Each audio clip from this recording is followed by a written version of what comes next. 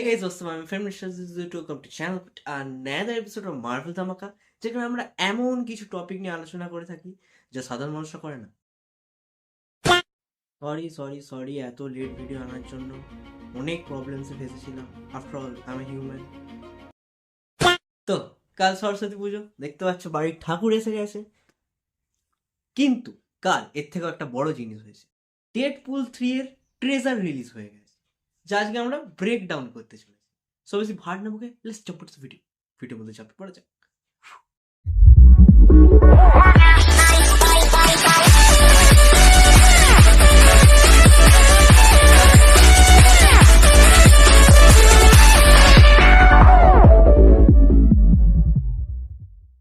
ফার্স্টে Fox studio Deadpool 3 এর উপর মুভি বানানোর জন্য রেডিই ছিল না।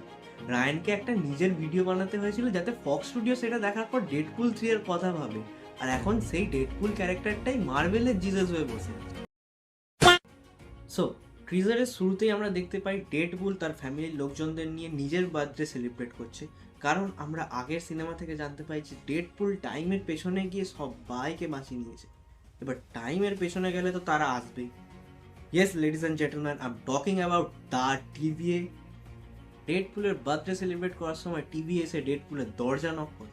বাট এই ডেডপুলের পাস্টে গিয়ে সব কাজকর্ম তো অনেক আগে হয়ে গেছে, তাহলে টিভি এত পরে কেন আসছে? তারপরে আমরা বুঝতে পাই যে পাস্টে গিয়ে কে কোন জিনিসটা চেঞ্জ করলো টিভিতে তার বিন্দু মাত্র ইন্টারেস্ট নেই। টিভি দেখছেই না কোন নেক্সাস ইভেন্ট হচ্ছে কি হচ্ছে না, টিভি দেখছে সেই মানুষটা তাদের কাছে প্রয়োজন কি প্রয়োজন না। কারণ তারপরেই দেখানো হয় প্যারাডক্সকে।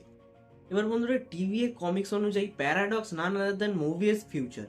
এবার যদি মোভিয়াসের ফিউচারে গিয়ে নিজের নাম চেঞ্জ করে প্যারাডক্স হয়েছিল যখন সে জাজ হয়েছিল, কিন্তু সে যদি মোভিয়াসই হয় তাহলে ক্যারেক্টারটা তো মোভিয়াসই থাকবে, কিন্তু এখানে একটা ডিফারেন্ট ক্যারেক্টার বেছে নেওয়া হয়েছে। এরপরেই আমাদেরকে দেখানো হয় যে ডেডপুলকে টিভি ট্যুর দেওয়া হচ্ছে। এবার এই ট্যুরের মাধ্যমেই দেখানো হয় যে পুরো জিনিসটা লোকি সিজন 2 এর পরে টেক প্লেস করছে। আর ডেডপুলকে ঠিক টিভিতে এখানে কনসালটেন্ট হিসেবে রাখা হয়েছে, ঠিক যেমনটা লোকিকে রাখা হয়েছে। এরপরেই ডেডপুলকে কিছু স্ক্রিনস দেখানো হয় যেখানে অনেকগুলো মার্ভেলের ইস্টার এগস দেখানো হয়, যেমন Avengers the Age of Ultron, Thor Ragnarok আর Captain America the First Avengers. ঠিক এরপর থেকেই টিজারটা একটু স্পিড ধরতে শুরু করে এবং দেখায় একজন টাকলা সিটে বসে আছে, যেটা অনেকটা ইন্টারেস্টিং। কারণ টাকলা লোক যে সিটের উপর বসে আছে সে একজনের দিকেই ইঙ্গিত করতে পারে, কিন্তু বন্ধুরা যেটা তোমরা ভাবছো বলে দিই, এটা সেটা নয়, এটা তার বোন। Yes, I am talking about the twin sister of Charles Xavier, যে চার্লসের মতোই পাওয়ার হোল্ড করে।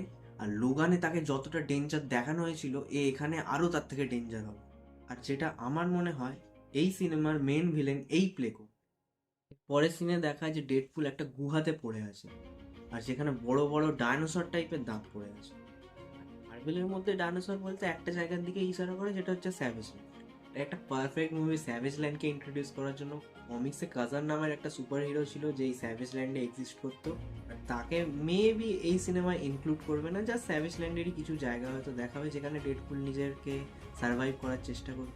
এর পরের সিনেই দেখা যে ডেডপুল একটা ক্যাসিনোর মধ্যে এন্টার করছে, যেটা খুবই নর্মাল। কিন্তু তারপরে যেটা দেখানো হয় যে একটা হোয়াইট স্যুটওয়ালা লোক সিটে বসে আছে, যার চুলগুলো উলভারিনের মতো। আর এই হোয়াইট স্যুট পরা উলভারিন খুবই আইকনিক, কারণ উলভারিন কমিক্স অনুযায়ী হোয়াইট স্যুটটা হচ্ছে উলভারিন প্যাচের, যে উলভারিন প্যাচের কমিক্স এডিশনে যেটা ছিল যে উলভারিনের হিলিং পাওয়ারটা একটু স্লো হয়ে যায়, যার জন্য লড়াইয়ের সময় ওর একটা চোখ নষ্ট হয়ে যায়, তো এক চোখে দেখতে পারতো না। সেই জন্য সে নিক ফিউরির মতো একটা চোখে প্যাচ করতো, সেইখান থেকে উলভারিন প্যাচ। এইখানে সেই উলভারিনকে ইন্ট্রোডিউস করা হয়েছে আর কি। এরপরেই দেখানো হয় ডেডপুলের স্যুট আপ সিন, যেটা দেখে ভাই মজা এসে যায়। এইবারের ডেডপুলের স্যুটটা অনেকটাই আলাদা, অনেকটা ব্রাইট রেড ইউজ করা হয়েছে ড্রেসের জন্য, আর একটা নতুন বেল্ট দেওয়া হয়েছে, যে বেল্টের সামনে ডেডপুলের লোগো বানানো। এবার ডেডপুলকে স্যুট আপ করিয়ে টিভি এরা কোনো মিশনে পাঠায় এবং আগে গিয়ে ডেডপুল টিভি এর লোকেদেরকেই মারতে শুরু করে, আর খুবই ব্রুটাল ওয়ে। একদিন পর কোনো ভালো আর রেটেড সিনেমা আসতে চলেছে ভাই। এরপরের সিনটা একটু ভাই মজাদার ছিল, কারণ একটা টিভি এর এজেন্ট ডেডপুলের কাছে ছেড়ে দেওয়া কেঁদেবাজি করছে, আর সেই সময় সেই এজেন্টটাকে তুলে নিয়ে চলে যায়। কিরম একটা মেঘ মেঘ মতো বেগুনি কালারের। তুই যদি ভালো করে লক্ষ্য কর, ভালো করে লক্ষ্য করার দরকার নেই, বাচ্চা বাচ্চা বলে দেবে ওটা কি। ওটা অ্যালাইভ ছিল। এবার এইটা দেখে মনে হচ্ছে ওই সিনটা ভয়েডে টেক প্লেস করছে। এরপর আমরা দেখতে পাই যে একটা লোক ছাতার মতো জিনিস নিয়ে দাঁড়িয়ে আছে, ওটাও মনে হয় ভয়েডে, কারণ ওর পেছনে শিল্ডের হেলিক্যারিয়ারের একটা ছোট্ট অংশ ছিল যেটা প্রবাবলি প্রুন হয়ে ওখানে এসছে, তো ওটা ভয়েডেই হতে পারে। এরপর আমরা দেখতে পাই পাওরোকে আগে আমরা এক্সমেন মুভিসে দেখেছি যেখানে ও ভিলেন সাইড থেকে লড়ছিল, আর প্রবাবলি এই মুভিতেও ও ভিলেন সাইড থেকেই লড়বে। তারপরে দেখায় ডেডপুলকে কে দূরে ছুঁড়ে ফেলে। এবার ডেডপুল যেখানে পড়লো তার বাঁ সাইডে একটা জিনিস নোটিস করার ছিল, সিক্রেট ওয়ার্সের পোস্টার। এবার মার্ভেলের কাছে দুটো সিক্রেট ওয়ার্স আছে, একটা হচ্ছে অনেক কাল আগে হয়েছিল যেটা পুরনো, আর একটা হচ্ছে রিসেন্ট যেটা রিলিজ করেছে। এবার তার মধ্যে 500 কভার্সের মধ্যে একটা কভার চুজ করা হয়েছে যেটাতে ডক্টর ডুমের ফেস দেখা যাচ্ছে। এবার এটা তো কোনো কোইন্সিডেন্স হতে পারে না, তার মানে এটা এখান থেকে ক্লিয়ার হয়ে যাচ্ছে যে ক্যাংয়ের যে আইডিয়াটা ছিল সেটাকে একদমই ফেলে দিয়ে ডক্টর ডুমকে ইন্ট্রোডিউস করানো হবে এবং ডক্টর ডুমই হয়তো সিক্রেট ওয়ার্স করাবে। এবার ডেডপুল পড়ে থাকার সময় দেখানো হয় যে উলভারিন আসে, তাকে ভালো করে না দেখালেও বুঝিয়ে দেওয়া হয়।